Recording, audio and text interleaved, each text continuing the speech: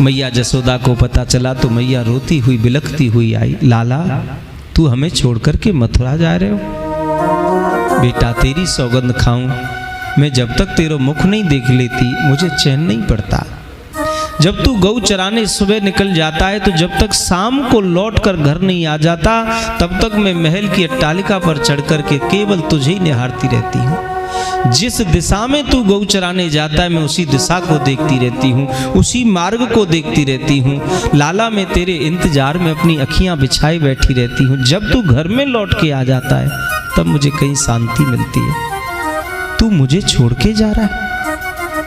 हाथ जोड़ के मैया से कहा, मैया तेरी सौगंध खा के कहूं मैं परसों आ जाऊंगा, परसों आ जाऊंगा। और सभी ब्रजवासियों को परसों का विश्वास देकर के कृष्ण बलराम दोनों भैया रथ में बैठ गए। जैसे ही रथ बढ़ाया क्रूर ने तो ब्रज की गोपियां सब सामने आ गई, रथ के आगे लेट गईं।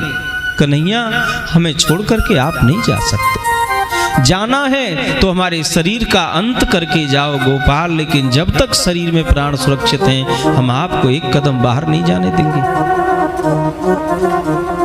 भगवान ने हाथ जोड़ करके गोपियों से कहा, गोपियों मैं तुम्हारे हाथ जोड़ के निवेदन करूं, मुझे आगे जाने दो। मेरा अवतार लीला सिद्धि के लिए हुआ है, अब यहां से आगे की लीला मुझे बढ़ानी है।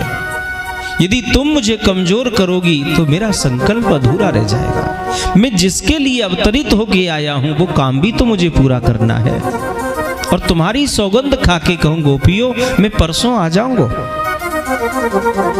गोपियों को भी समझा दिया तो सज्जनों किशोरी राधा आकर के सामने खड़ी हो गई।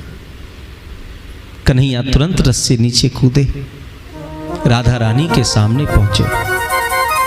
प्रभु के प्रेम में, प्रभु के वियोग में राधा रानी के आंख से आंसू गिरने वाला ही था कि कन्हैया ने तुरंत कहा, राधे रोना नहीं, मैं जा रहा हूं और मैं बहुत जल्दी लौट के आऊंगा, मैं परसों ही आ जाऊंगा। पर मेरी प्रसन्नता यदि तुम चाहती हो तो मेरी प्रसन्नता बस इसमें है कि मेरे पीछे से तुम अपनी आंख से आंसू न गिराना, तुम रोना नहीं, मुझे वचन दो। राधा रानी ने वचन दिया कि ठीक है गोपाल, मैं आपके वियोग में रोऊंगी नहीं, आंख में आंसू नहीं लाऊंगी। और जो आंख में आंसू आ गया था वो आंसू भी राधा रानी उल्टा पी गई। सबको परसों का वचन दे करके और कन्हैया पुनः रथ में बैठे और रथ मथुरा की ओर प्रस्थान कर गया।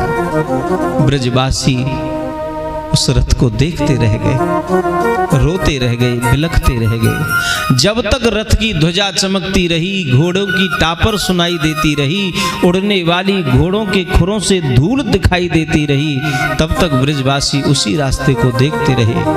और जब ये सब दिखना सुनना बंद हो गया, सब ने अपनी अपनी आंखें बंद कर ली और लौट करके अपने अपने घर आ गए साहब। कन्हैया मथुरा पहुंच गए।